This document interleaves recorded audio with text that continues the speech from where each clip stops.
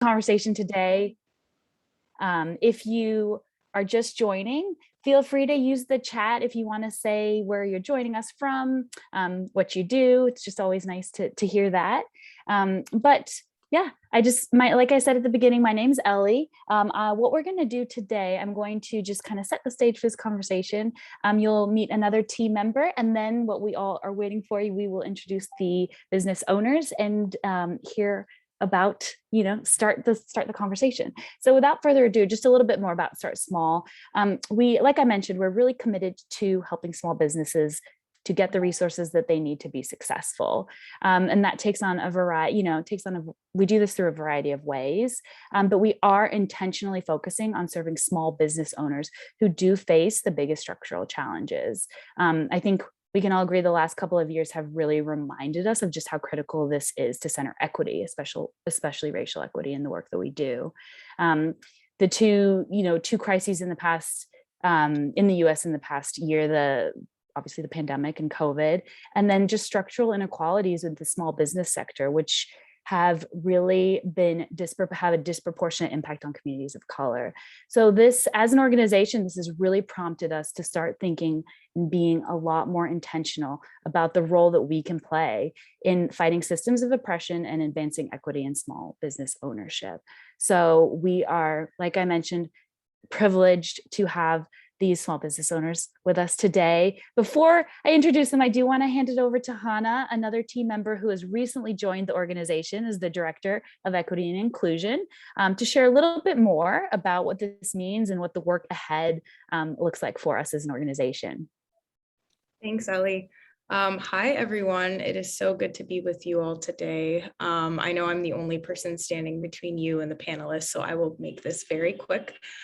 So we're really excited as an organization to have launched a intentional equity change process that focuses on embedding equity priorities across all areas of our work, from the services that we deliver to the way that we engage with communities and partners, and to how we run internal operations. So there's a lot happening within the Start Small umbrella, all with the goal of creating the conditions for all groups to be successful by focusing on those most impacted by structural harm.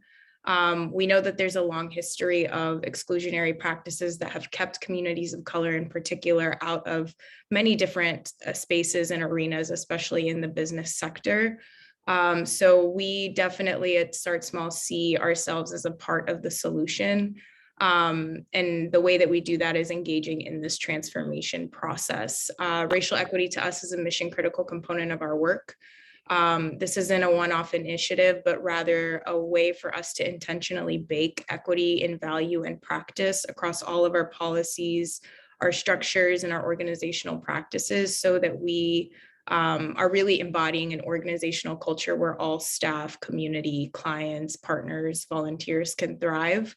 We're really looking forward to launching a formal equity and inclusion action plan in 2022, so that we can share our work with you all. This is really just the first channel of communication that we're opening up with community around this work.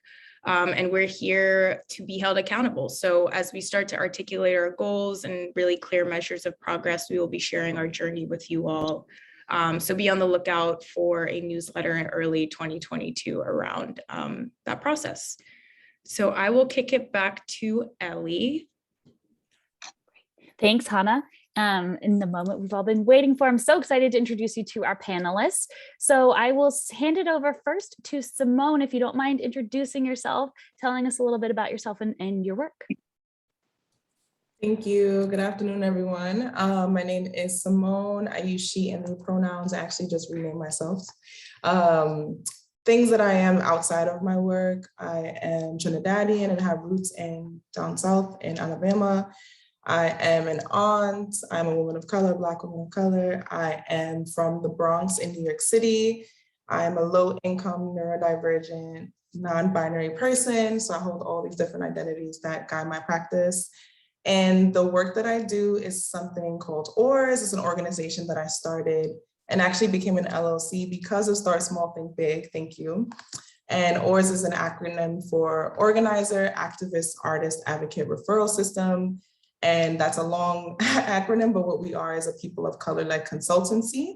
And we provide social justice-centered education and training to create safer and inclusive workplaces. And our ultimate goal is to make sure that we're creating change agents in the workplace and beyond. So through the use of workshop training for all staff, leadership coaching, audits, we work with organizations to find the spaces where equity, inclusion, and justice are not present, and give them the tools to figure out how to transform that, not just through individuals, but through systems and structures. And this idea came about in 2017. There was like a congruence of so many different moments.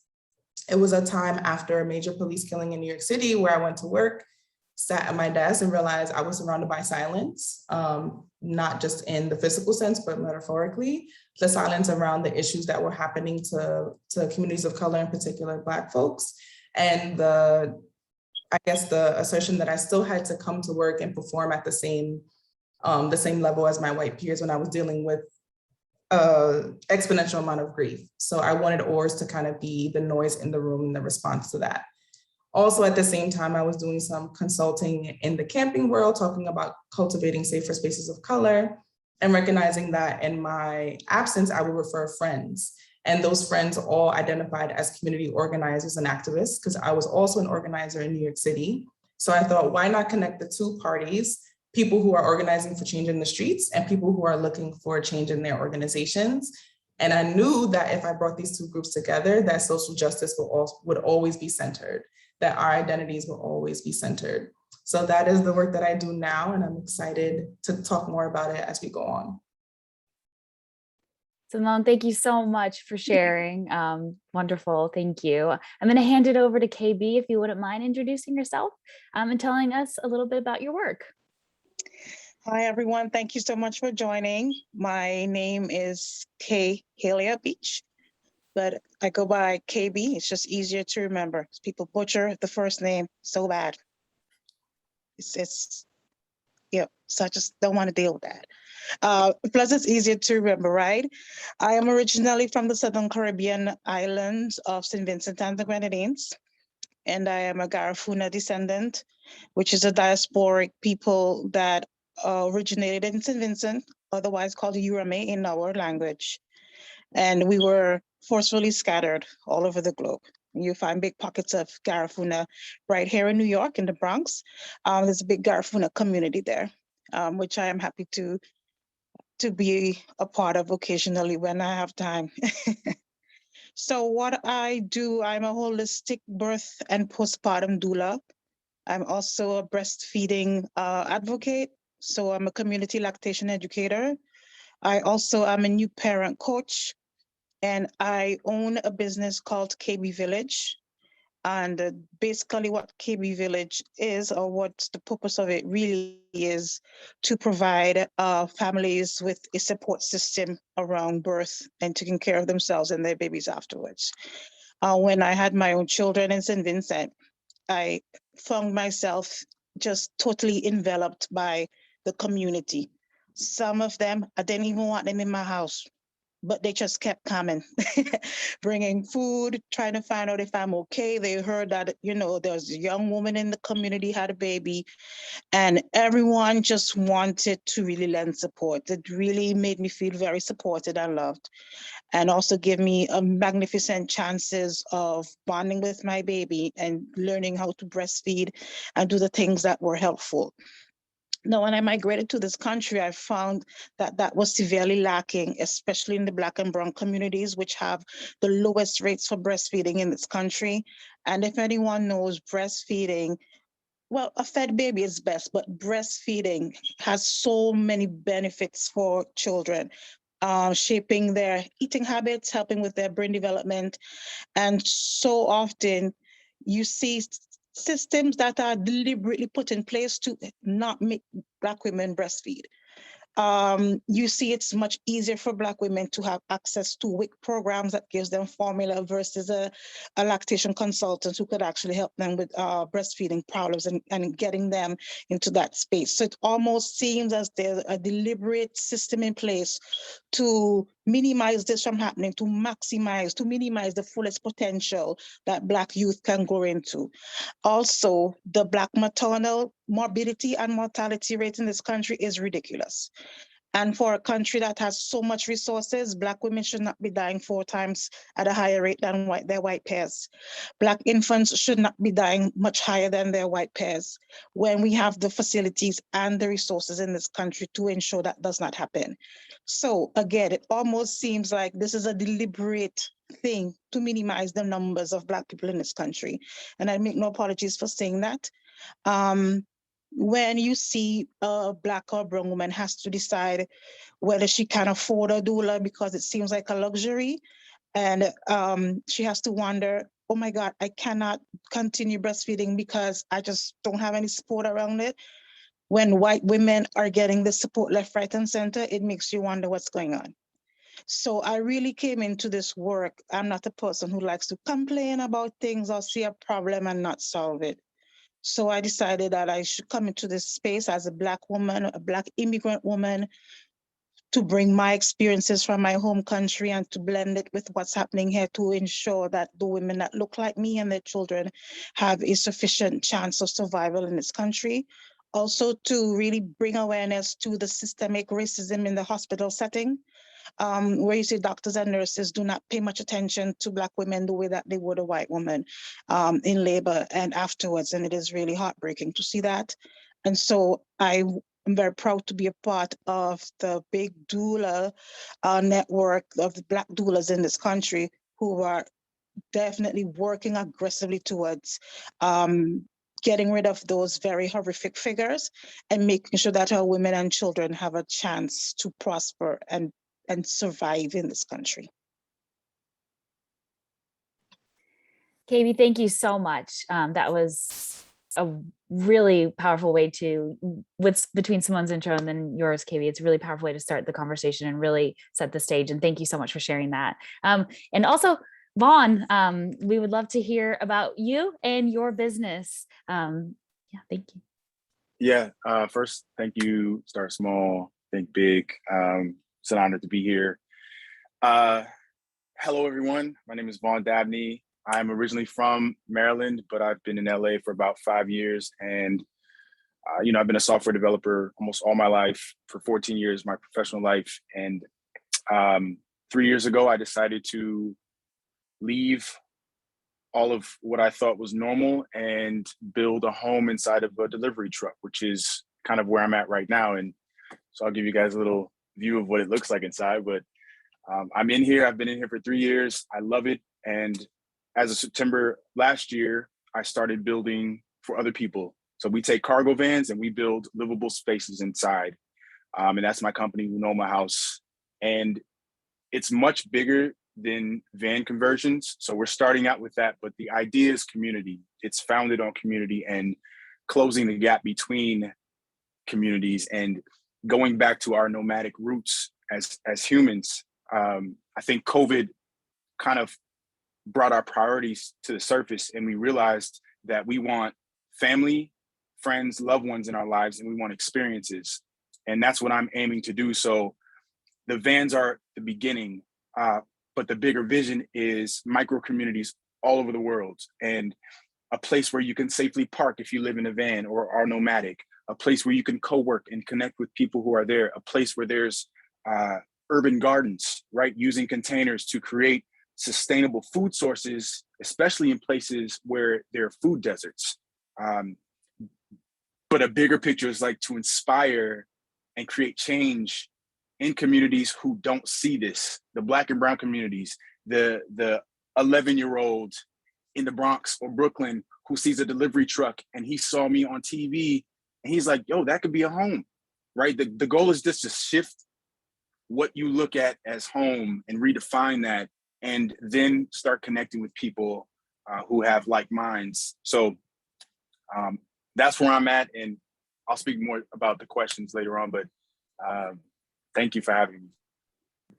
Vaughn, thank you. And that's actually a perfect segue into this question that I do want to ask and open up to the three of you, open up the floor.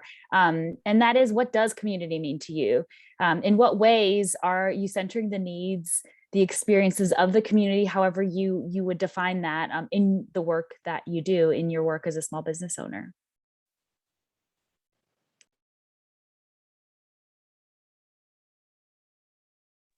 Let me go ahead. Community to me is just really, whew, it's a big term. It's just people living together or being in the same space who are going to support each other and look out for each other some way or the other. Not waiting to be asked for support, but everyone working together for a common goal for all of the persons within that community. I bring this up because this one of the things that I noticed here was there seems to be such a culture of individualism. Everybody wants to do things all by themselves, even though they're struggling to do the things all by themselves, instead of reaching out to someone to ask for help. And that's because they're lacking the whole community vibe. We're just so used to just being by ourselves and doing things by ourselves, and not feeling comfortable or feeling like it's a sign that we are weak and we can't function in life because we are looking for support. But community can be the most amazing thing when we all come together for the commonality of everyone, and we draw from each other's strengths to really create an environment that everyone can prosper. That's what community means to me. I want to hop in. I love that definition. I think in particular in New York City, the word community has been coming up a lot, because originally I would say it's just like people living in a space together. But now seeing how community has changed in New York City due to gentrification, I'm redefining what that means to me. So when I define community, I'm thinking about how are we relating to each other? Are we having any kind of discourse? Is it all super separate and individualistic, like you're mentioning, KB? So for me, I think community is where we are looking out for each other, where we are providing, filling in those gaps where systemic structures are kind of lacking. So for me, community is like, how are we working in tandem with each other? And I think communities of color do that supernaturally. And sometimes we're separated because our communities are being broken up. So I really like what Vaughn was saying about creating our own micro communities, because that could get us back to ancestral ways of how we interacted with each other. The way that community comes up for me in this work is a little bit different, because I'm thinking about community in the workplace and how certain folks, in particular Black and Brown folks, have been not thought about, not centered, not thought about in the foundation of so many people's businesses and work. So I'm trying to reimagine what work can look like if we center marginalized communities. What would it look like if we had a leader who can talk about how social justice needs to be centered? If we had a leader who held many different intersectional identities, who never held power in the workplace before? What does it look like to infuse DEI into every space, whether it's pay, whether it's our language, whether it's how we discipline folks in the workplace? So that's kind of how I consider community. Where are the places where disproportionate impacts happen for us? And then how do we transform that with justice as the lens? I think I'm just going to piggyback off of Symone and KB. You know, I think the aspect of community is innate when you talk about entrepreneurship, right? You can't be a successful entrepreneur and isolate. You have to tap into your community. It's those things where it's like, hey guys, I'm doing this startup and I might need to crash on your couch, or I might need to borrow some money, or I might need some food. I'm letting you guys know. So when I do that, like, you can come through for me.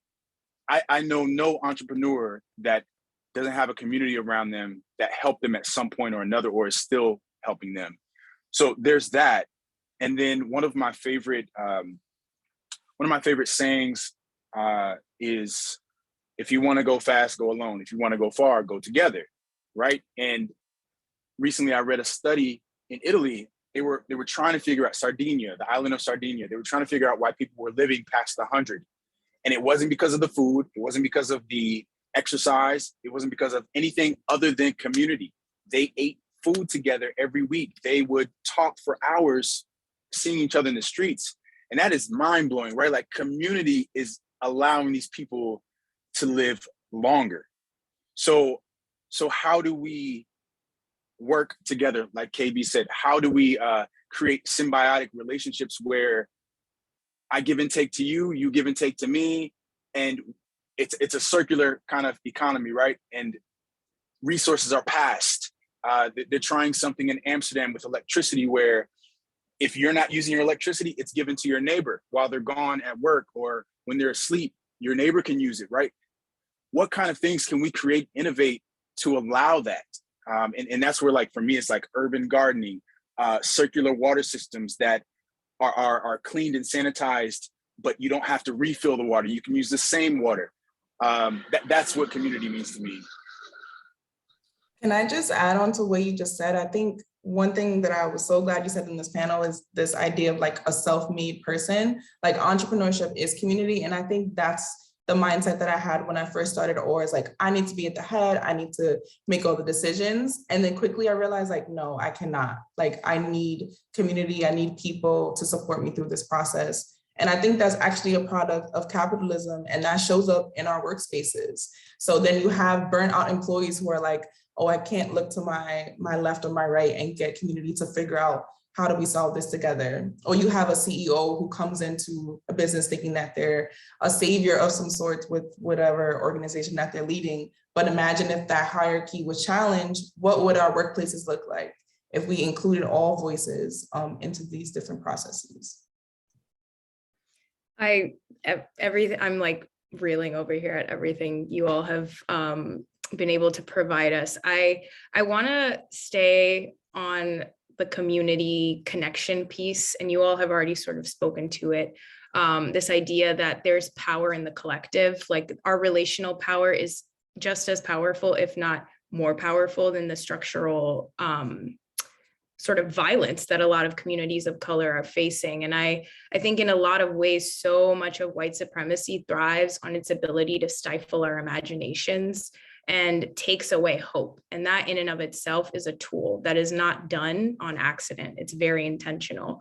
So I'm curious, as you all are thinking about community impact in your work, what sort of mindset or narrative shifts related to power specifically are you trying to change through your business? Because a lot of it is sort of decolonizing the self and like challenging internalized oppression. Oh, God, I'm so sorry. You strike a chord there. And I will give you the example of how we have to shift this thing. Somewhere along the line, throughout history, somewhere along the line, Black women used to be doing the work of doulas before doulas even had a name. Black women were the midwives before it even became a thing. And then midwives and doulas were so villainized many, many years ago. Oh, they're unsanitary, their practices are this, that. And then what happened was, all of a sudden, all the Black midwives went away. And now you have more white midwives in this country than Black midwives. Something that was ancestrally what Black women did anyway. And now you're having more white doulas than Black doulas in the space after you villainize our practices, right? Now, the power shifts come into place. And I want to talk about the power shifts within the actual industry, but in the hospitals themselves setting. When a white doula shows up at the hospital to support a parent, the doctors and nurses do not give them as much of a hassle, because they look at their white skin and the assumption is white is right. And they know what's going on. I showed up at a hospital yesterday and had the most resistance just to even get into the room with my client. I was asked 4 times to present my certifications in the same department. And that was a very passive-aggressive way of exerting their own power, their own perceived power over me as the Black woman in that space, showing up to support another Black female. You would have things like the doctors and the nurses being very dismissive with how they talk to me, or just second guessing everything that I'm doing because the assumption is I couldn't possibly know that. And it's very harmful to the person that I'm trying to support to make sure that she is coming out of there alive. So how do we change that now is by really speaking out against what we're seeing I'm not just talking about it in the little chat rooms, in the little back rooms, whispering between each other. This is something we need to talk about. And I'm very pleased to see, especially in New York now, there seems to be a little bit more of awareness coming around the way that hospitals are functioning. There's even an app now. I can't remember the name of the app, but there's an app where you can actually go as actually a patient or a doula and write your experience with the hospital staff, how they treated you as a Black person. Were you denied painkillers, even though you asked 10,000 times? So holding them accountable now and putting it out there that this hospital is like this one is like that. So Black women or Black birthing persons, let me be very mindful of my language. Black birthing persons, brown birthing persons can now look at this app and see what hospitals they definitely should not go to have their babies. It's very helpful. And that's the way that we have to really start changing the systems, is by talking about the system. Yes, the Earth app, that's what it's called, the Earth app, IRTH, Earth app. Thank you, Harriet. You can use this app to talk about your experience there. And so we have to change the systems by talking about them, by encouraging more Black youth to pursue studies in obstetrics. Do you know the word OBGYN? My tongue is being tied right now. But these are things like somewhere in the community, we have to create opportunities for our youth so we could get more Black doctors in the space, more Black nurses in the space, more Black IBCLCs in the space, so we can change and shift the power dynamics. So it's not just one community getting all the resources and the other one is struggling for it, because the truth of the matter is, the hard truth is, the level of concern is not the same. And so for me, changing the dynamic, we have to not wait on the white doctors or the white whoever to decide to make the change for us, or the white legislators to make the change for us. So I'm very happy that Governor Cuomo, who we had before, did put a lot of different legislations in place to make doula services accessible to Black and brown women. And there are a lot of nonprofits, which I'm a part of one, that makes services available. But we have to stop waiting on them to make the change for us, and we have to start advocating for it ourselves.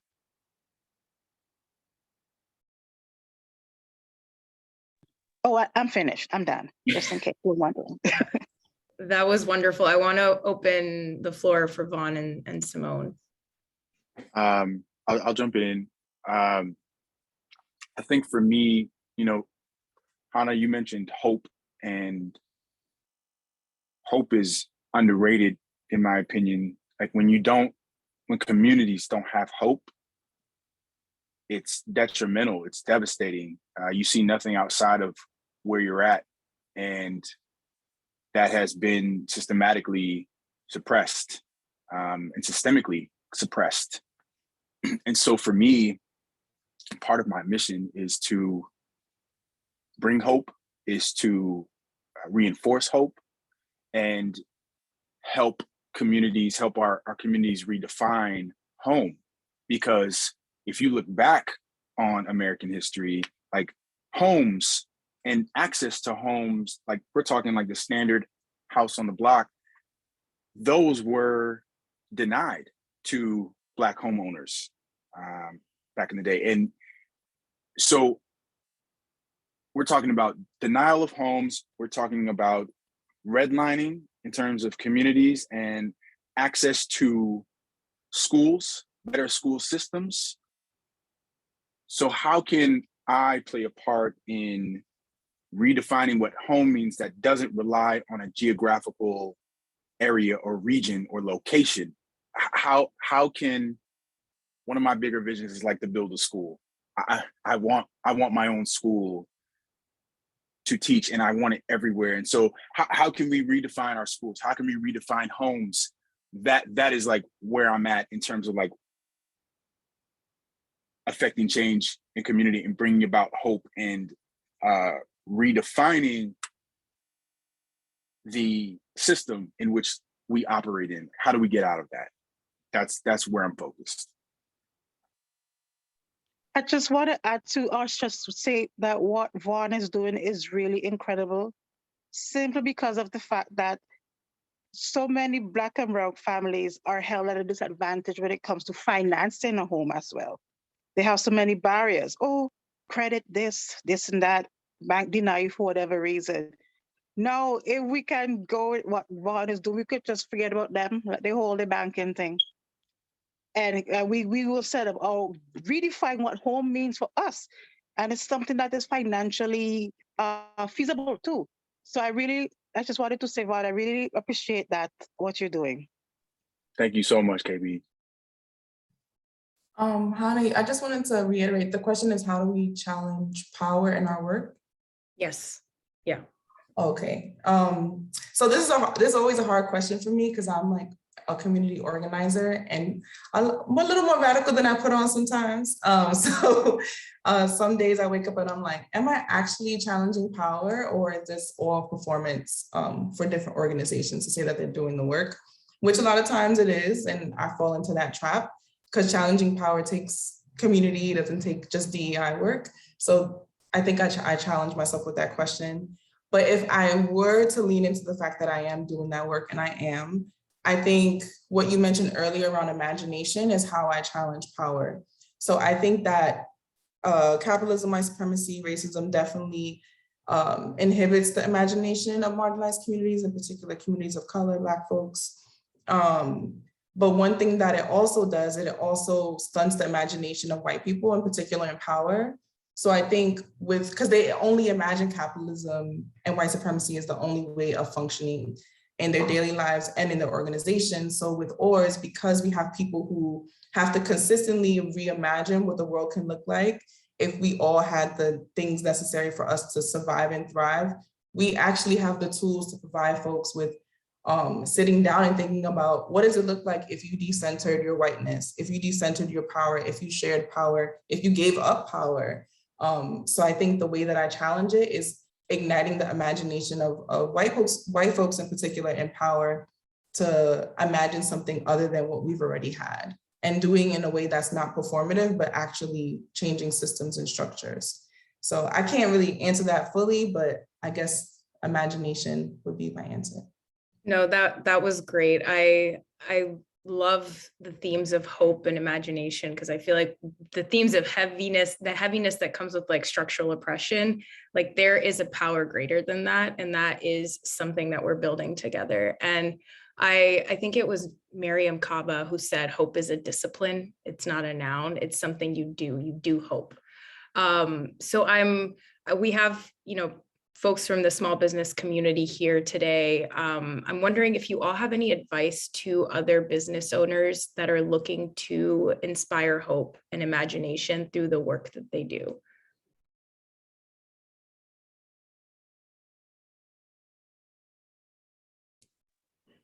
I'll jump in and just say, like, if you haven't started your business yet, define part of your mission in terms of helping your community.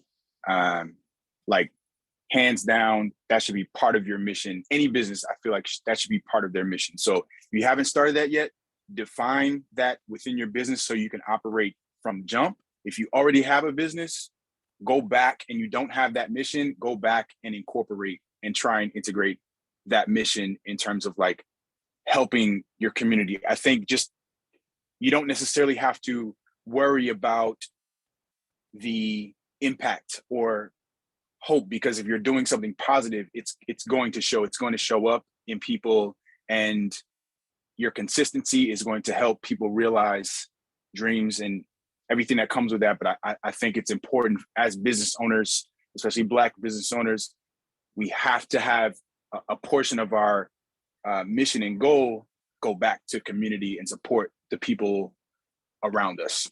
So that's what I would say to any future business owner or current business owner. I think you took the words straight out of my own notes around what I wanted to say. I think just to add on to that, I would say think about who is at the table when you're making these decisions around your business and how you want to impact folks. Because originally I was like, oh, I'm doing such good work. I'm helping Black people. And then I realized people were like, well, are you helping Black trans people? Are you helping neurodivergent folks? Are you helping low income folks? And I realized like, oh my gosh, there's so many different gaps because I'm worried about who I am and who was in my proximity that I'm missing so many different perspectives and voices. So I would say if you can go back, like Vaughn was saying, if it's not already there, thinking about whose voices can we include to figure out that we're making sure we're having the impact that we want to have and not just people who are like us. So people who have different experiences. Yeah, and just to, well, this word is very popular, piggyback. I'm a piggyback off of what Symone said. She said something that's very important to me, very important about people and the identities. And if you're a small business owner and you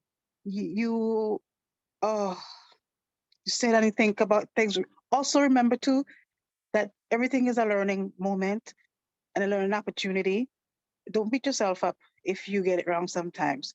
I try my very best in my business to be inclusive and to use inclusive language, to make sure that I am trying to include as many marginalized people as I can within my scope of work, but also understand that sometimes I mess it up and sometimes, not sometimes, and just knowing that and being the big person to say, you know what, I messed up. Thank you very much for the education.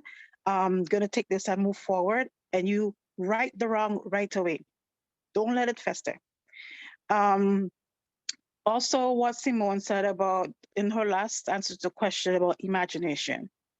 When you are a small Black business owner, and to give you my story, because I'm not just Black, I'm an immigrant.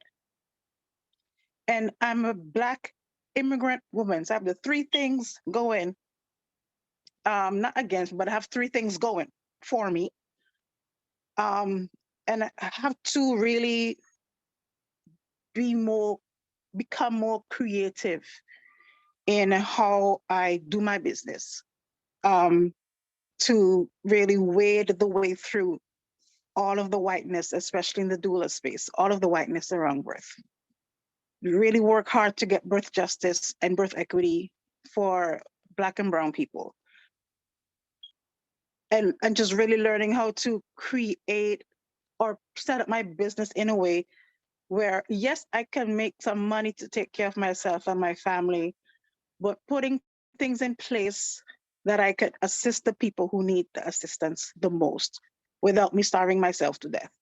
So when you're doing your business, you have to really, these are things you have to think about and become creative. So I will share one of the things that I am soon to do. I'm currently working on my website. I'm redoing my website. And what I plan to do is to put a link in my website for the clients of mine, because I do service non-Black clients. For clients of mine persons who are just wanting to help with the work that I'm trying to do, to be able to donate to a fund that Black and brown women can have access to a doula, to my services.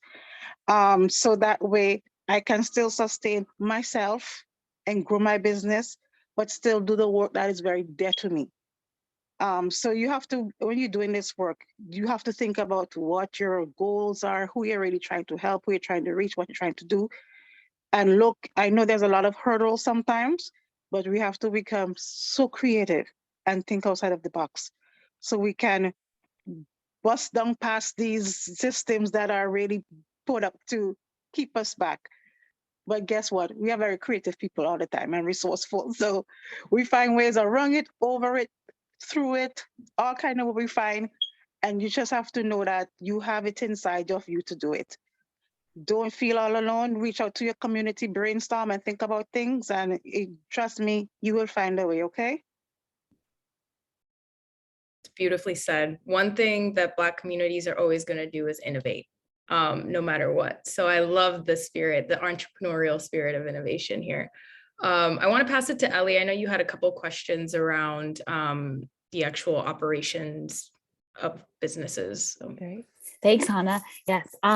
Curious to hear a bit about some specific successes or challenges that you have seen as a small business owner within your business? And how have those been shaped by your lived experience and identity? Okay, I'm gonna go first again. But I left my full-time job in June of this year, and I said I'm going to do my business. I was working on it bit by bit, realized that I couldn't do it anymore.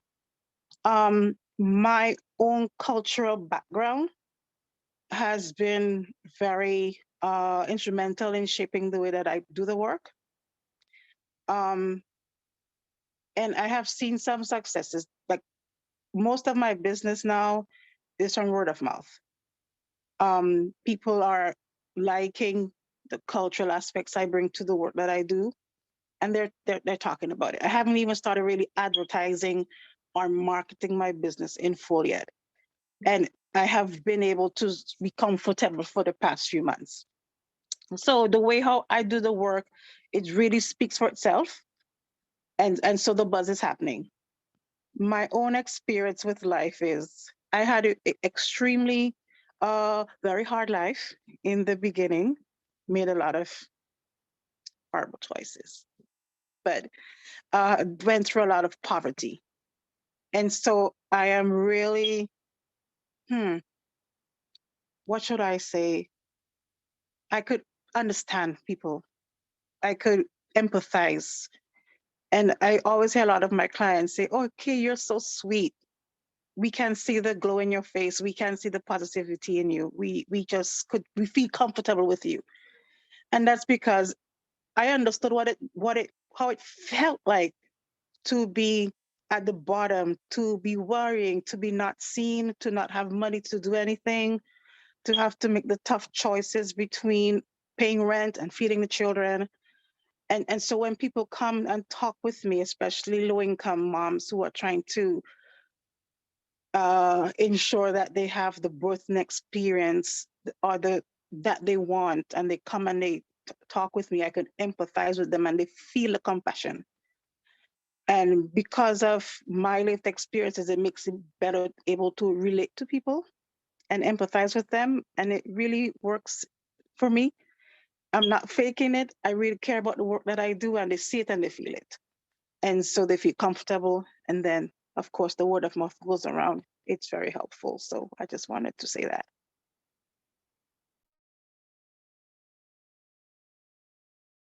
I can go on. I didn't see you reaching. Yeah, so I think that was so beautiful. I feel like I connect to you a lot, KB, and your answers. I think my biggest challenge, honestly, has been financially. I grew up poor in the Bronx. I was a part of an adoptive family, 6 brothers, 2 sisters. So I did not come from a family with generational wealth. So it's always been kind of like this uphill battle to gain some kind of, I don't know, some kind of comfort when it comes to finances. And that doesn't change when you start your own business as well. So I quit my job, I think it was the summer during the pandemic. I don't know why I did that, but it's probably the best decision I've made. And I had this image that, of course, the movies pitch to you, like, you quit your job and all this is gonna come to you and you're gonna like be on top. And I'm like, no, I'm not there. I'm not there yet. It's a journey. I wish I had access to like generational wealth that I could invest into it. A lot of it was through my own personal finances and through community. So that's been super helpful, but I'm still at a point where I'm not comfortable and I'm still struggling. So I'm gonna be super transparent. Ours is doing well, but personally I'm struggling still. But I know that I also have some successes because, like you said, people will innovate. I reached out to Start Small, Think Big. I became a legal entity, an LLC, which is probably one of my highlights of 2020. I was able to get legal support, financial support, where I can become like a viable business and just get all the supports that I would not have gotten if I didn't have this. Because other people get this easily, they can go to their families. I didn't have that access. Another thing that is a challenge is time. Because I'm low income, I have to work another job in addition to ORS. So it's like working 2 full-time jobs. I can work from like 8 a.m. to 12 in the morning and still not get everything done. So with limited time, I'm not able to fully put time and investment into my business and into my own individual growth as a founder as well. So that's been one of the biggest challenges. But my successes, even despite money, time, access, white supremacy showing up, or people not wanting to pay my rate because I am a Black woman, but never challenging and when a white man gives the same price. So those are some things that are coming up. But the successes are, we have a new website where people can like find us and contract work. I've developed a community of about 62 consultants and growing, all people of color, of various range of identities and experiences. We've been able to work with over 25 organizations since our first year, talking about DEI, talking about social justice. What else have we done? Yeah, we've been able to not really spend any money on marketing, but it's been word of mouth. So the fact that I'm on this panel says that something's working on Instagram and through word of mouth. So I think there's a lot of success for us to come. What I really determine as success is when I'm able to pour more time and energy into myself and also my consultants and building healing spaces, networking spaces, skills building spaces, and not just focusing on my work on working with organizations, because my goal is to also focus on community. But that's some of my challenges and successes.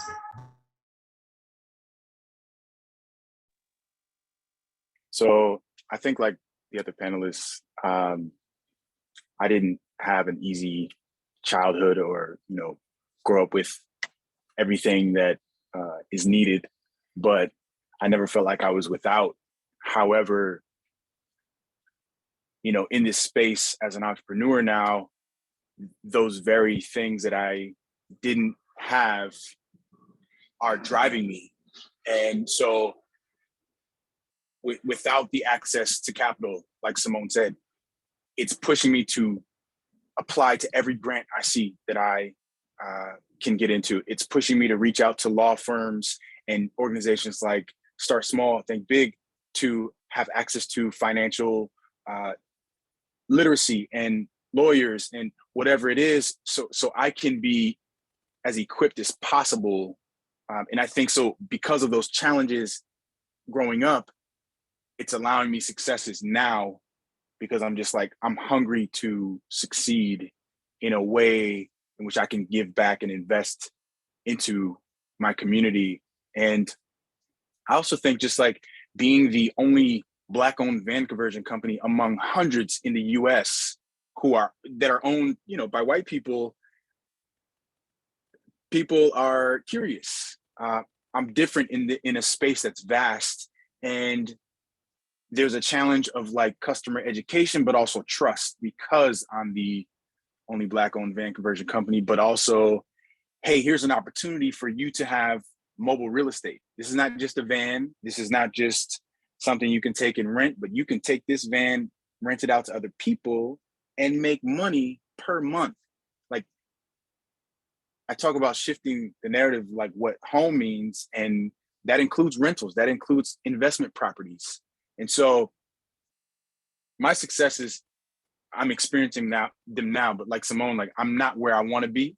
And on the personal side, I'm still working on credit. I'm still working on, especially business, right? Business credit and personal credit, but I'm still working on that. I'm still working on having that Amex business card, right? Like that will happen, but I'm working my way up, and it came from challenges in my past because I didn't have access to financial literacy, and I didn't come from a family or a mother who knew much about that, and we're learning together. So all these challenges are also successes for me, because it's information that I can pass on to people after me. No, that's so beautiful. I mean, a lot of glass ceilings being broken every day, and even in this room. I'm curious, a couple of you have already sort of spoken to this. Despite it all, how do you take care of yourselves, and how do you center wellness in your work for your community? And that was a question that came to us from a participant. I will be honest with you. I need to work on my own wellness. I would just give you a very quick experience. a lot of people don't understand the emotional toll that doing the work of birth has on you. You're holding space for birthing persons in their most vulnerable states. You're holding space for a lot of emotions that are evoked from birth. You're holding space for your own traumas that you might not have been healed by that birth can trigger. And yesterday I had a very long, hard birth, and I got out of the hospital and just was on the phone with my husband and just broke down. I started crying, just weeping because of all of the emotions I was holding for the birthing person upstairs before she had her baby. And even I reached out to other doulas and they're telling me this happens to us all the time. And now I have to realize that I have to set up a realistic self-care and wellness plan for my own self. I can't keep giving and giving and giving and giving and giving. So I need to work on that. And for the small business owners who are listening, I know we are working very hard to establish ourselves in business, but we cannot do that if we are running on fumes. We really need to take some time to take care of ourselves, or we're going to run ourselves ragged. And I'm going to put myself on mute now and give space for someone else. I love what you said. I'm also not doing it well either.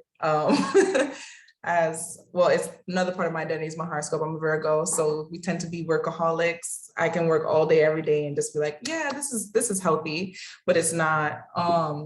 So yeah, I think one thing that has helped is definitely therapy. I found a Black woman who was a therapist, and that has completely shifted everything. I think one thing about entrepreneurship is that it's literally a mirror to yourself, because you only have to answer to yourself, and you have to address like how you cope with conflict, how you cope with time management, how you cope with stress. And this year I was like, you're not doing well, to the point where like stress was impacting my health and my heart. And I was like, okay, how do we restructure where if I want to really give to community, I have to also give to myself. So therapy has been helping. I have a personal trainer now who I work out with 4 times a week, who doesn't focus on weight, but focuses on like, how do you feel after this workout? That's been super transformative for myself and how I view my body. Definitely walks, dancing, friends. So there's ways that I can do it better, but I try to do at least one thing every other day that helps to center me. And one thing that I hope entrepreneurs of color in particular have to realize is that we're dealing not only with the stresses of our businesses, but the stresses of systemic oppression daily. So it's like, we can't just be like, oh, I'm just gonna go do a spa day and like be good. Like, no, it's a little bit more radical healing than getting a facial. So thinking about how do we connect to our ancestral practices, how do we connect to community? And I think that's the only way through. But like KB said, we have to focus on ourselves, and I'm gonna do better.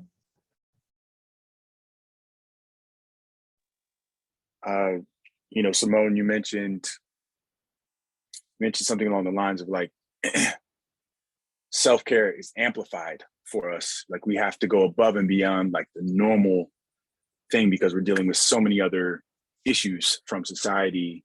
And then we have to deal with ourselves. And KB, generational trauma, right? Like that is a real thing. And we're dealing with traumas that we haven't even experienced, but were passed down, through DNA. And so I was recently part of a cohort by Rooted and Rising and Second Muse, along with Movember. And we basically took 11 weeks to look at self-care and what that means. And I learned that self-care is not just that one day out of the month where you do a spa day or you get a massage. Like it's a consistent thing. It's something that you try and practice, hopefully every day, but if not every other day or every week, something that you go to reset and recharge and rejuvenate. And, we can't pour from an empty cup, right? We have to be our best selves to give to our community and to do what we do, especially as entrepreneurs. And so for me, it looks like taking care of my body as I get older. Men for the most part, are not told to stretch and take care of their bodies. It's like, yo, push through that pain, suck it up, don't say nothing. And for me, it's like, I need to get in. I need to do what women are being, and let me correct my language. I'm not sure how to address that, but like just anyone outside of like a man, being told to stretch and take care of your body and your mental health. And that's what I'm trying to do. Learning is part of my self-care. I learn languages. I try to learn a language 20 minutes a day. It looks like roller skating. It looks like going to the gym, but these things help me consistently reset my body and not think about anything else. And Symone, like, therapy is incredible. I'm actually looking for a therapist now, but I support that, and I wish we had better access to therapy. It should be part of every health plan. Every health plan. Honestly, I feel like it should be free, and there's some way we can figure out how to pay for it. But like, therapy is so real. So I'd like to incorporate that into my self-care routine. Thank you all. And somebody just dropped in the comment for therapy, go to Loveland. So there's a recommendation there for you, Vaughn. With the 2 minutes that we have left, I would love to hear from each of you, maybe a quick minute each, or just for all the folks who are joining us now and listening, for those who will listen as we share this recording afterwards, is there anything that you would like to share as a final call to action of how they can provide support to all of the work that you are doing, or any final thought that you'd like to leave everybody with?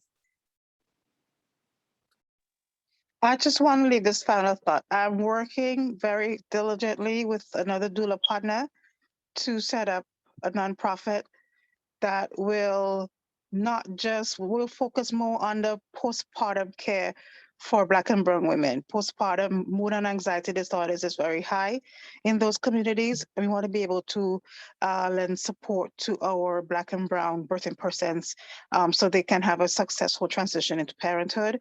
So follow me on Instagram at kbvillage, Instagram, KAYBEEVILLAGE. And when the time comes for me to launch my information about the